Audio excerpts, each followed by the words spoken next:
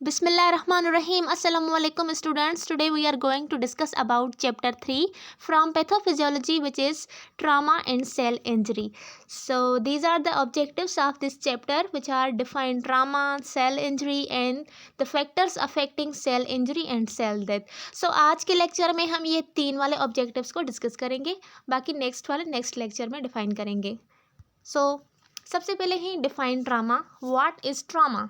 Trauma is an emotional response to a terrible event like an accident, rape और natural disaster. अब trauma एक emotional response है किसके लिए? Terrible events such as accident हो गया, रेप हो गया या फिर नेचुरल डिजास्टर की वजह से भी ट्रामा होता है. अब दूसरे अल्फाजों में हम ट्रामा को एक्सप्लेन करें तो trauma is when we experience very stressful, frightening और डिस्ट्रेसिंग इवेंट. ट्रामा हम तब एक्सपीरियंस करते हैं जब कोई किसी भी किस्म के स्ट्रेसफुल या फिर फ्राइटनिंग और डिस्ट्रेसिंग इवेंट्स को जब हम एक्सपीरियंस करते हैं तो उनको कोप करना बहुत ज़्यादा डिफ़िकल्ट होता है और हमारे कंट्रोल में नहीं होता कि हम उनको कंट्रोल कर सकें. उसको ही सिंपली हम ट्रामा बोलते हैं. ठीक है. देन है सेल इंजरी. सेल इंजरी से पहले आपने सेल के ऑर्गेनेल्स को याद रखना है. अब सेल के ऑर्गेनेल्स हम यहाँ फिर से रिपीट नहीं करेंगे बिकॉज ये आपने 6-7 क्लास से पढ़ते आ रहे हैं, इसलिए आपने इसको याद रखना है. ठीक है. So these are the cell organelles. Further ये सेल ऑर्गेनेल्स डिफाइन किए गए हैं और उनके फंक्शंस भी यहाँ पर दिए गए हैं, तो ये सारे आप खुद याद कर लीजिएगा. अब हम स्टार्ट कर रहे हैं cell injury. Cell injury start करने से पहले मैं आपको ये डायग्राम दिखा लूँ जिससे आपको समझने में बहुत ज़्यादा ईजी लगेगा. ठीक है. Concept of reversible and irreversible cell injury. अब इसमें क्या होता है कि सबसे पहले ये ऊपर से आपको नॉर्मल सेल दिख रहा है. ठीक है. जब हम नॉर्मल सेल को स्ट्रेस देते हैं तो उस स्ट्रेस की वजह से नॉर्मल सेल क्या करता है? एडाप्ट करने की कोशिश करता है. वो एडाप्टेशन के प्रोसेस में जाता है जिसको हम सेलुलर एडाप्टेशन बोलते हैं, जो कि हमने चैप्टर 2 में पढ़ लिया है. ठीक है. तो यही चीज़ हो रही है फिर से. तो जब नॉर्मल सेल में स्ट्रेस आ जाता है बहुत ज़्यादा तो वो क्या करता है? एडाप्ट करने की कोशिश करता है. अब सेलुलर एडाप्टेशन क्या थी? या तो वो एट्रोफी में कन्वर्ट होगा. एट्रोफी मीन्स सेल की जो साइज़ है वो रिड्यूस हो जाती है. किसकी वजह से? Because of the decrease in cellular organelles and decrease protein synthesis. तो उसी वजह से क्या होती है? सेल की साइज़ डिक्रीज होती है जिसको हम एट्रोफी बोलते हैं. देन है हाइपरट्रॉफी. हाइपरट्रॉफी में सेल की साइज़ इंक्रीज होती है. हाइपरप्लेजिया में सेल की साइज़ इंक्रीज होती है या फिर उस टिश्यू की साइज़ इंक्रीज होती है because of the increase in cell division. ठीक है. या तो ये इन सारे में से कोई भी प्रोसेस जो है ना किसी भी किस्म का वो एडाप्ट कर सकता है. आइदर एट्रोफी हो सकता है, हाइपरट्रॉफी हो सकता है, हाइपरप्लेजिया हो सकता है, मेटाप्लेजिया हो सकता है या फिर डिस्प्लेजिया हो सकता है. ठीक है. तो ये थी सारी वो एडाप्टेशन, सेलुलर एडाप्टेशन, जब वो किसी भी स्ट्रेस की वजह से एडाप्ट करता है. अगर वो एडाप्टेशन नहीं कर पाता, इनएबिलिटी टू एडाप्ट, तो वो कहाँ चली जाती है? वो सेल इंजरी में चला जाता है. या तो वो एडाप्ट करने की वजह से, नहीं करने की वजह से वो सेल इंजरी में जाता है, या फिर किसी भी इंजरियस स्टिमुलस की वजह से जो नॉर्मल सेल है वो सेल इंजरी की तरफ जाता है. अब ये सेल इंजरी की तरफ आ गया. अब सेल इंजरी के भी 2 टाइप्स होते हैं. एक है रिवर्सिबल इंजरी एंड सेकंड है इरिवर्सिबल इंजरी. अब रिवर्सिबल इंजरी में ऐसा होता है कि जो सेल है वो पूरा का पूरा डैमेज नहीं हुआ, वो कोप कर लेता है स्ट्रेसफुल इवेंट्स को, जिसकी वजह से वो फिर से नॉर्मल सेल में कन्वर्ट हो जाता है. उसको हम बोलते हैं रिवर्सिबल इंजरी. अगर वो सेल जो है वो एडाप्ट करना मीन्स वो जो एडाप्ट नहीं कर पा रहा था वो सेल इंजरी में आ गया. अब फिर से वो बहुत ज़्यादा डैमेज हो गया है और ख़ुद को फिर से अपनी पहली वाली कंडीशन में मेंटेन नहीं कर पा रहा, तो उसको हम बोलेंगे इरिवर्सिबल इंजरी. अब इरिवर्सिबल इंजरी में जब वो मेंटेन नहीं कर पाएगा तो वहाँ पर क्या होगी? सेल की डेथ होगी. अब सेल की डेथ भी 2 टाइप्स से होती है. These 2 types are necrosis and apoptosis. Necrosis में क्या होता है कि सेल की जो डेथ होती है वो इंजरी की वजह से होती है, और एपोप्टोसिस में सेल सुसाइड करता है. तो इन दोनों प्रोसेस में किसी भी प्रोसेस के साथ सेल की डेथ हो सकती है. तो this was the concept of cell injury. अब हम फिर से आ जाते हैं उसकी डेफिनेशन के ऊपर. Cell injury and alteration in cell structure और function resulting from some stress that exceeds the ability of cell to compensate through normal physiological adaptive mechanism. अब इसमें क्या है, सेल के अल्ट्रेशन सेल के फंक्शन और उसके स्ट्रक्चर में क्या हो रही है, अल्ट्रेशन हो रही है। क्यों हो रही है, रिजल्टिंग फ्रॉम सम स्ट्रेस, जो स्ट्रेस उसको मिल रहा था सेल को वो एक्सीड कर रहा है। सेल की जो एबिलिटी थी एडाप्ट करने के लिए वो उससे बढ़ गया है, उसकी लिमिट क्रॉस कर ली है।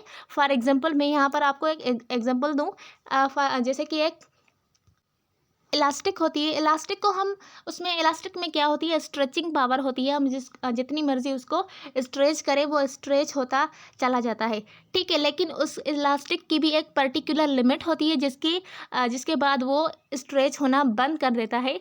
तो ऐसे ही सेल की भी एक लिमिट होती है जिसकी अगर वो लिमिट जो है वो क्रॉस कर गया तो वो सेल जो है वो एडाप्ट नहीं कर पाएगा उस स्ट्रेसफुल कंडीशन से। फिर क्या होगी, सेल की डेथ हो जाएगी या फिर जिसको हम सिंपली सेल इंजरी बोलते हैं, ठीक है। तो अब सेल इंजरी की डेफिनेशन क्लियर हो गई। फिर से हम नीचे अब देख रहे हैं, if stressed cell can not adequately adapt, अगर वो स्ट्रेस सेल जो है वो एडिक्वेटली अडाप्ट नहीं कर पा रहा, क्रिटिकल सेल फंक्शन में बी इम्पेयर्ड, उसका जो सेल जो है वो क्रिटिकली उसके फंक्शंस जो है वो इम्पेयर्ड हो जाएंगे, वो सही से काम नहीं करेगा, then the cell is said to be the injured. तो अब बात समझ आ रही है सेल इंजरी की क्या प्रोसेस है और कैसे होती है। Cell injury and death are ongoing process and in the healthy state they are balanced by renewal. अब सेल इंजरी और डेथ क्या है, ये एक ऑनगोइंग प्रोसेस है, लेकिन अगर हेल्दी स्टेट है तो हेल्दी स्टेट में वो बैलेंस्ड होते हैं, ठीक है। तो अब सेल इंजरी का कॉन्सेप्ट आपको क्लियर हुआ कि how cell injury occurs. So आगे हम चलते हैं, cellular response to injurious agents depend upon. अब सेलुलर जो रिस्पांस है वो इंजीरियस एजेंट्स के ऊपर कैसे डिपेंड करते हैं, सच एज नंबर 1 पर है टाइप ऑफ सेल, कि सेल का टाइप कैसा है, आइदर वो किडनी का सेल है, लिवर का सेल है, स्किन का सेल है या फिर हार्ट का सेल है, कि टाइप, या फिर टाइप में ऐसे भी आ जाता है कि आइदर वो सेल एपिथेलियल है, स्क्वामस एपिथेलियल है, ट्रांजिशनल एपिथेलियल है, या किसी भी टाइप का सेल है, वो उस पर डिपेंड करता है। Then state of cells health, ठीक है। Then genetic predisposition, adaptive capabilities of cell. अब हर सेल की अपनी अपनी एडाप्टिव कैपेबिलिटी होती है to adapt some stressful condition. Then है डोज ऑफ स्टिमुलस। अब डोज ऑफ स्टिमुलस पर ऐसे डिपेंड करता है कि कितनी देर तक कितने अमाउंट और कितनी इंटेंसिटी में वो स्टिमुलस उसको मिल रहा है। वो स्टिमुलस क्या हो सकता है यहाँ पर, स्ट्रेसफुल कंडीशन जो कि सेल को मजबूर कर रही थी टू एडाप्ट, ठीक है। देन है ड्यूरेशन ऑफ स्टिमुलस, कि कितने टाइम से वो स्टिमुलस उस सेल को मिल रहा है। तो इन सारे फैक्टर्स के ऊपर डिपेंड करता है, ठीक है। सो देन है फैक्टर्स अफेक्टिंग सेल इंजरी, वो कौन से फैक्टर्स हैं जो कि अफेक्ट करते हैं सेल इंजरी के लिए। सबसे पहले है hypoxia and ischemia. Hypoxia means oxygen की कमी या फिर डिक्रीज ऑफ ऑक्सीजन। देन है ischemia means loss of blood supply. ये दोनों भी क्या करते हैं, सेल इंजरी काज करवाते हैं। देन है इन्फेक्शियस एजेंट। इन्फेक्शियस एजेंट भी सेल की इंजरी करवाता है, वो हम आगे प्रोसेस में इसको पढ़ेंगे। देन है फिजिकल एजेंट्स। फिजिकल एजेंट्स की वजह से भी सेल इंजरी होती है। देन है केमिकल एजेंट्स एंड देन है nutritional imbalance. One by one हम इन सबको डिस्कस करें। सबसे पहले है यहाँ पर हाइपोक्सिया। अब हाइपोक्सिया मीन्स रिड्यूस या फिर डिक्रीज ऑफ ऑक्सीजन। जब oxygen deprivation is a very important factor of cell injury and death. अब हम सबको पता है कि oxygen is very main factor for living cells. अगर ऑक्सीजन नहीं होगी तो क्या होगा, जो ग्लूकोज है वो ब्रेक डाउन नहीं होगा। अब अगर ग्लूकोज ब्रेक डाउन नहीं होगा तो सेल को जो है वो रिक्वायर्ड जो ATPs है, एनर्जी है, वो नहीं मिलेगी। That's why oxygen is very important for living cell. अगर ऑक्सीजन ही नहीं हो तो क्या वो सेल जिंदा रह पाएगा, हरगिज़ नहीं, वो सेल जिंदा नहीं रहेगा, वो उसकी डेथ हो जाएगी। Hypoxia is the main cause for cell injury. अब हाइपोक्सिया क्यों काज होती है, it may be caused by ischemia. अब इस्कीमिया क्या है, ischemia means insufficient blood supply, ठीक है। अगर ऑक्सीजन हमारे जो ऑर्गन्स है वहाँ पर कैसे पहुँचती है, वो हमारे ब्लड के थ्रू उन ऑर्गन्स के तरफ पहुँचती है।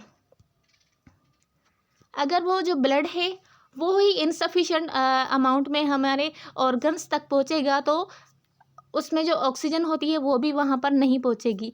तो ischemia is a main cause for reduce oxygen level.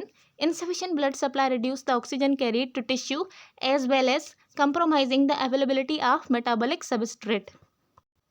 अब इस इस्कीमिया की वजह से एक तो ऑक्सीजन की रिडक्शन हो रही है जो कि टिश्यूज़ को मिलनी चाहिए थी, वो नहीं मिल रही उतनी सफिशिएंट अमाउंट में. देन है मेटाबॉलिक सबस्ट्रेट्स जो कि काम आते हैं डिफरेंट मेटाबॉलिक एक्टिविटीज़ के लिए सेल को, वो भी नहीं मिल रही. वो सारे सबस्ट्रेट्स कहाँ प्रेजेंट होते हैं? ज़ाहिर सी बात है वो ब्लड में ही प्रेजेंट होते हैं. ब्लड में कहाँ से आते हैं? जैसे कि हम किसी भी किस्म की न्यूट्रिशन लेते हैं तो वो सारे न्यूट्रिशन डाइजेस्ट होके हमारे ब्लड में जाती है और ब्लड से वो particular different part of the body की तरफ मूव होकर जाती हैं. अगर ब्लड ही नहीं जाएगा तो वो न्यूट्रिशन सच एज ग्लूकोज वो बॉडी के डिफरेंट सेल्स तक नहीं पहुंचेगी. So this is the also main cause of the cell injury. और हाइपोक्सिया के और भी बहुत ज़्यादा काजेज़ हैं जिसकी वजह से हाइपोक्सिया अकर होती है. फॉर एग्जांपल हार्ट प्रॉब्लम हो गई, पल्मोनरी प्रॉब्लम हो गई, जिसकी वजह से हमारे ऑर्गन्स को परफेक्ट वे में ऑक्सीजन नहीं मिलती, जिसकी वजह से सेल इंजर हो जाता है. ठीक है, यहाँ पर ये डायग्राम दिया गया है. इसमें जो आर्टरी है उसमें प्लाक की फॉर्मेशन हो रही है. प्लाक की फॉर्मेशन की वजह से क्या हो रहा है कि जो ब्लड का फ्लो है वो रिड्यूस हो रहा है. ब्लड के फ्लो रिड्यूस होने की वजह से blood different parts of the body की तरफ नहीं पहुंच रहा, जिसकी वजह से हाइपोक्सिया अकर हो रही है. ठीक है, यहाँ पर ये हार्ट की आर्टरी के बारे में बताया गया है. देन है इन्फेक्शियस एजेंट. अब इन्फेक्शियस एजेंट में also cause the cell injury. These ranges from tiny viruses to larger and higher from parasites such as tapeworm. अब infectious agent tiny viruses से शुरू होकर पैरासाइट यानी कि टेपवॉर्म तक हो सकते हैं. Infectious agent able to replicate and continue to produce injurious effects. अब जो इन्फेक्शियस एजेंट है उनको एबिलिटी होती है कि वो सेल में अंदर दाखिल होकर रेप्लिकेट करें और कंटिन्यूसली वो टॉक्सिक मटेरियल या फिर इंजूरियस इफेक्ट्स को प्रोड्यूस भी कर सकते हैं. दे induce cellular injury through diverse mechanism.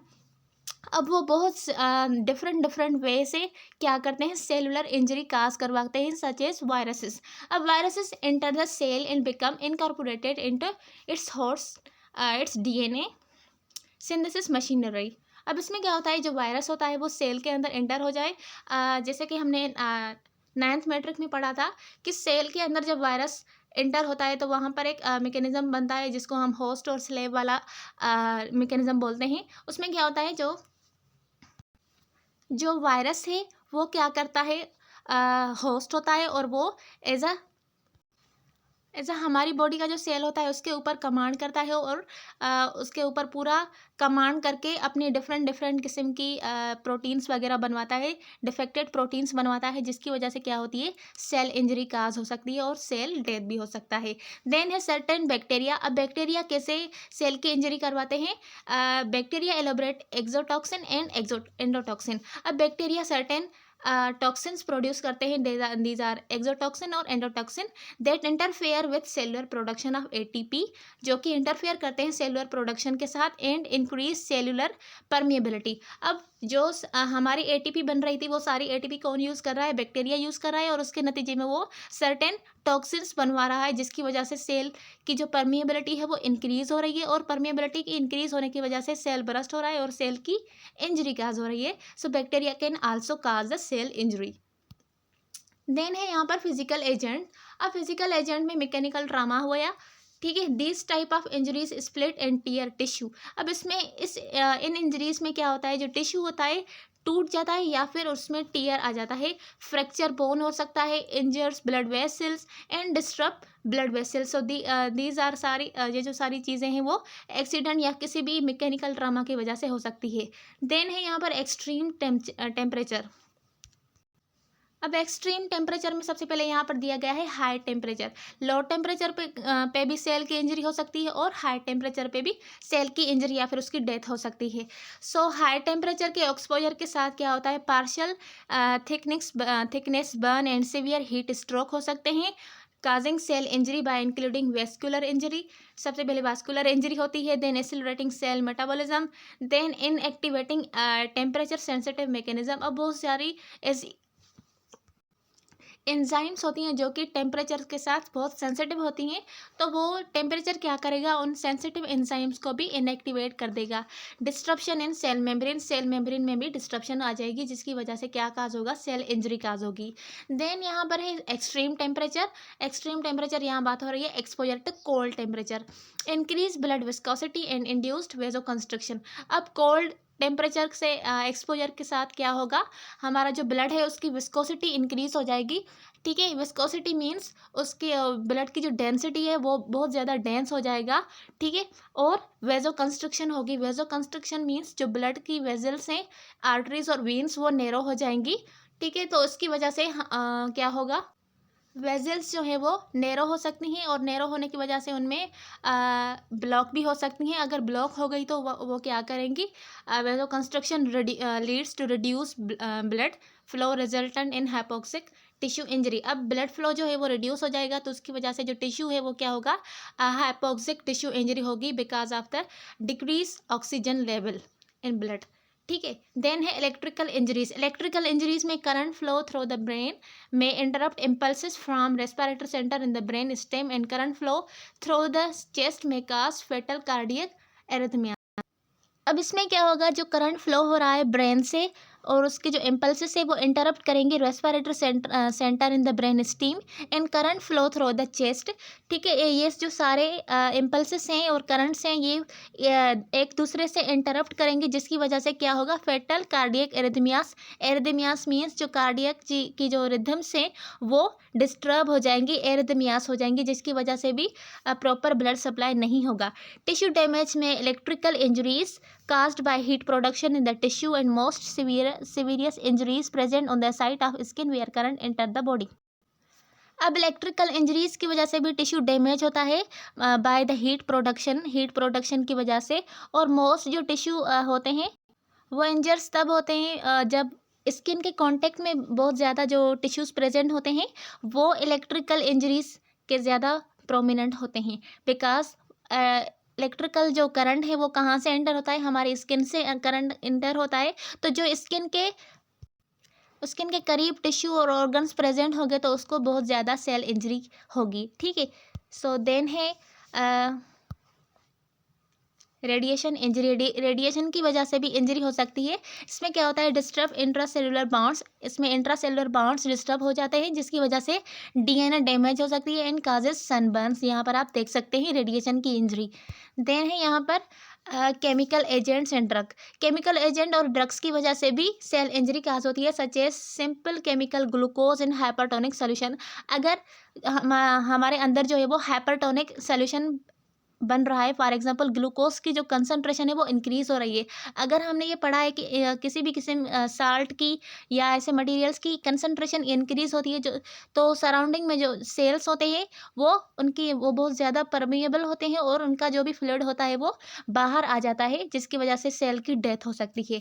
Then है traces amount of poison such as cyanide, इसकी वजह से भी सेल इंजरी हो सकती है। देन है alcohol, narcotic drugs, side effect of therapeutic drugs. अगर हम किसी थेरेपी के लिए कोई ड्रग यूज़ कर रहे हैं और वो बहुत ज़्यादा तादाद में अगर हम यूज़ कर रहे हैं तो उसकी वजह से उसका भी साइड इफ़ेक्ट हो सकता है सेल इंजरी के लिए। देन है low level effect from environment pollutant such as pesticides and chemical agent can injure cell membrane and other cell structure, block enzymatic activities, coagulant cell protein and disturb ionic and osmotic cell activity. अब ये वो सारी changes हैं जो कि chemical agents काज कर सकते हैं फॉर द सेल इंजरी, जिसमें सेल मेम्ब्रेन डिस्टर्ब हो सकती है, एंजाइम की जो एक्टिविटी है वो ब्लॉक हो सकती है, और जो प्रोटीन है वो कोगुलेंट या फिर ऑस्मोटिक और आइकोनिक जो है वो डिस्टर्ब हो सकती हैं सेल के अंदर। देन है यहाँ पर न्यूट्रिशन इम्बैलेंस। अब न्यूट्रिशन इम्बैलेंस की वजह से भी सेल की डेथ हो सकती है, such as nutritional deficiency, starvation. अब स्टारवेशन में क्या होता है कि एक बंदे ने बहुत ज़्यादा टाइम से खाना नहीं खाया, तो उसमें क्या होता है, जो बॉडी है वो खुद की फैट और खुद की प्रोटीन को ईट करना शुरू कर देती है, सच एज आयरन डेफिशिएंसी हो गई। अब आयरन की डेफिशिएंसी की वजह से क्या होगा, एनीमिया होगी and beriberi are example of injury caused by specific vitamin and mineral deficiency. अब ये न्यूट्रिशनल डेफिशिएंसी इसी के वजह से क्या हो रहे हैं, सेल की इंजरी हो रही है। देन है एक्सेस न्यूट्रिशनल एक्सेस में high diet in lipid and saturated fat causing atherosclerosis. अब अगर हम हाई डाइट लिपिड की ले रहे हैं और सैचुरेटेड फैट की ले रहे हैं तो वो भी क्या आकाज करेंगे, आर्थरोस्क्लेरोसिस, यानी कि जो हमारी वीन्स हैं, जो आर्टरीज हैं, उसमें क्या होगी, प्लाक की फॉर्मेशन होगी या फिर कोलेस्ट्रॉल डिपोजिशन होगी, जिसकी वजह से जो वीन्स और आर्टरीज हैं वो नैरो हो जाएंगी और ब्लड का फ्लो डिक्रीज हो जाएगा डिफरेंट टिश्यू की तरफ, और सेल इंजरी काज हो सकती है वहाँ पर भी। So this was the basic concept of cell injury.